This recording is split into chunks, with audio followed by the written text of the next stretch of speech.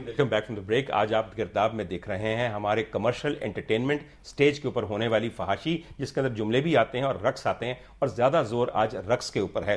मुजाहिद साहब, आप हमारे कल्चर रिपोर्टर हैं, मैं पहले भी ब्रेक से पहले बता चुका हूं। सर, ये बताइए आप कि क्या ये रक्स जो यहां पे होता है उसके खरीदार हैं, और जिस चीज के खरीदार हों तो वो दुकान कभी बंद नहीं होती। अगर खरीदार हैं, आप घर घर जाके तो लोगों को रक्स नहीं दिखा रहे।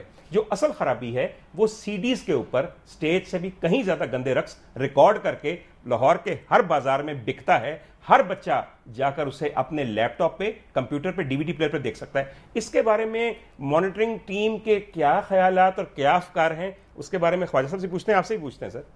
ये जो ड्रामों में रक्स शामिल होता है, जिनकी रिकॉर्डिंग भी की जाती है, ये एक ड्रामा मुकम्मल होने के बाद कोई भी ड्रामा प्रोड्यूसर उसको ड्रामे के इख्तिताम के बाद 4 से 6 इजाफी गाने वो रिकॉर्ड करता है, जो मॉनिटरिंग टीम के भी इल्म में नहीं है, ना ही किसी सरकारी इदारे के। तो इस तरह के वो गाने वो अपनी मर्जी से जिस तरह का चाहे वो लिबास पहन के, जिस तरह का चाहे वो गाने पे रक्स करते हैं। ये वो गाने हैं जो सीडीज़ में शामिल किए जाते हैं, और ये तमाम लाहौर के तमाम थिएटर्स में ड्रामा ख़त्म होने के बाद अजाफी गाने जो हैं वो रिकॉर्ड किए जाते हैं। इसका कोई कानून मौजूद नहीं।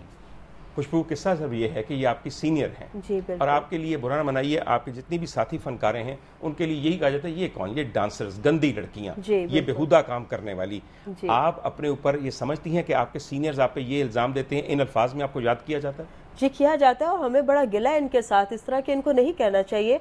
हर इंसान को जब अपने दौर में काम कर रहे होते हैं वो अपनी चीजें नजर नहीं आती उसको। जो अब वो बैठे हुए, अब वो वॉच कर रहे हैं तो उनको हर चीज बुरी लग रही है। इनकी क्या चीज बुरी थी? इनकी कोई चीज बुरी नहीं थी। बात ये कर रहे थे, एक इनका मैंने प्रोग्राम देखा था, एक प्रोग्राम में आके इन्होंने यही बात की कि स्टेज पे जी गंदा डांस, गंदा डांस, गंदा डांस। तो जब हम लोग छोटे होते थे, इनका ड्रामा देखने जाते थे, तो मेरे ख्याल में इनके साथ कोई मर्द खड़ा होकर एंट्री नहीं कर पाता था। क्यों नहीं कर पाता था? यही कहते थे कि जी ये गंदे अल्फाज बोलती हैं। अच्छा, ये शिबा जी, आप इतने गंदे लफ्ज बोलती थी कि मर्द डर जाते थे? आप सीडीज को ले आए, मैं स्क्रिप्ट के अंदर रह के बात करती थी, और मेरा लाइव परफॉर्मेंस में स्क्रिप्ट कितने आता है? देखिए, नहीं, स्क्रिप्ट तो वो होता नहीं था। हमारे डायरेक्टर होते थे, हमारे राइटर होते थे, हमारी डायरेक्शन होती थी, हमारी पंजाब काउंसिल होती थी, हमारी आर्ट्स काउंसिल होती थी। शिवा जी, आप बात कर रही हैं पीटीवी की, वहां पे सब कुछ ये होता था। उस वक्त दुपट्टा लेके काम किया जाता था। पीटीवी पे क्या होता है?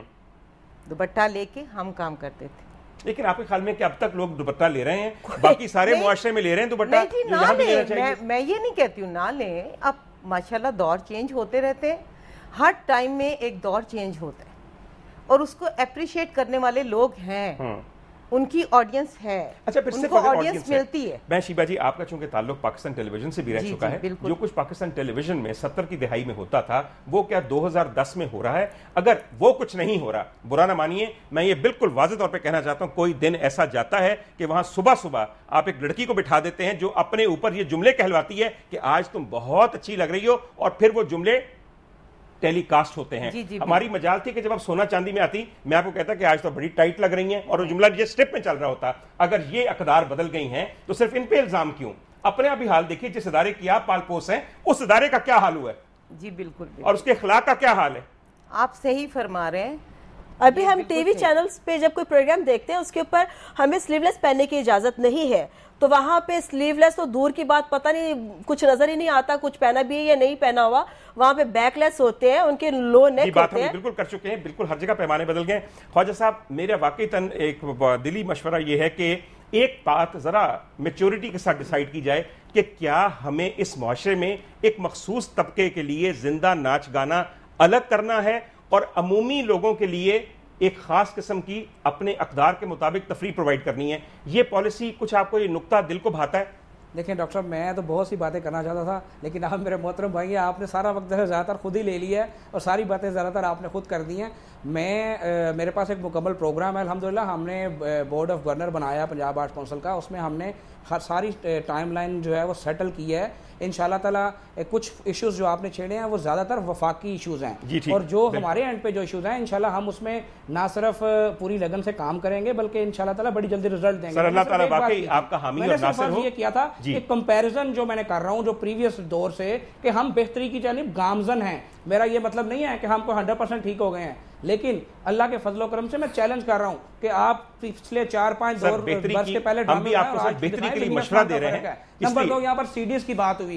एक तो सीडीज जो है थिएटर के बाहर वो हमारी रिस्पॉन्सिबिलिटी नहीं है। लेकिन जो ड्रामे आज केबल के तहत आप देख रहे हैं, घर घर में नजर आ रहे हैं, वो आज से 3-3, 4-4 साल पहले के ड्रामे हैं। आज का ड्रामा सीडी जो है वो केबल पे बहुत कम, गालिबन 2 या 3% दिखाई जाती है, नहीं दिखाई जाती। साहब हमारी एक और मुलाकात रहेगी, इसलिए कि आज के प्रोग्राम का वक्त खत्म हो गया सर, मुझे अब यहाँ पे वाकई रैप अप करना है, अगर आप बुरा ना मनाएं सर। गवर्नमेंट को बारहा ये कहा है कि वो इन केबल ऑपरेटर्स के साथ बात करे, बैठ के जो घर घर में डांसेस दिखाए जा रहे हैं और सीडीज इस तरह की दिखाई जा रही है उनको कंट्रोल करे। हमने हाल रोड पर ऑपरेशन किया है, हाल रोड की जो नई टीम इलेक्ट हुई है, मैंने उनसे बैठ के मीटिंग की है इंशाल्लाह, और उन्होंने सीढ़ियां जलाई हैं और मजीद हम इसमें काम करेंगे। लेकिन हमारी नीयत साफ है अल्हम्दुलिल्लाह, हमें उसमें कोई कतन, कोई दिखावा नहीं करना, कोई सर्टिफिकेट नहीं लेना। ख्वाजा साहब अल्लाह ताला आपका हामिद नासिर हो।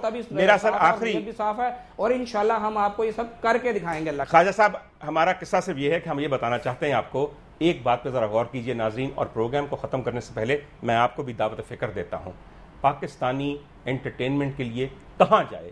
क्या हमारी कौमी जिंदगी इतनी बोझल नहीं हो गई कि अगर हम टेलीविजन लगाएं तो उसके ऊपर तकरीबन 11 चैनलों पे हर रात को बटेरबाज बैठ के सियासी हरीफों को आपस में लड़ा रहा होता है, और आप यकीन कीजिए जिस जबान में वहां पे खवातीन पार्लिमानी लड़ाई होती हैं, और जिस तरह दो लोग जो हमारी पॉलिसियों के और हमारे मुकद्दर के मेमार हैं आपस में लड़ रहे होते हैं और एक दूसरे को एक्सपोज कर रहे होते हैं, क्या उसको देखने के बाद हमारा दिल नहीं करता कि हम अफ्यूम की गोली चाट लें? बेशक वो कैसी फोहश रक्स क्यों ना हो, फोहश कोई क्यों ना हो, जुगत क्यों ना हो। सर इस बोझल जिंदगी के साथ गुजारा करने के लिए क्या हमें किसी किस्म का एंटरटेनमेंट नहीं चाहिए? और अगर चाहिए तो खुदा के लिए उसके दरवाजे देख के बंद कीजिए, हर चीज अपनी एक नजर के मुताबिक ना कीजिए। ख्वातीन हज़रात, कल तक के लिए इजाजत दीजिए, इंशाल्लाह एक और मसला लेकर आपके साथ दोबारा हाजिर होंगे। डॉक्टर उमर आदिल को खुदा हाफिज।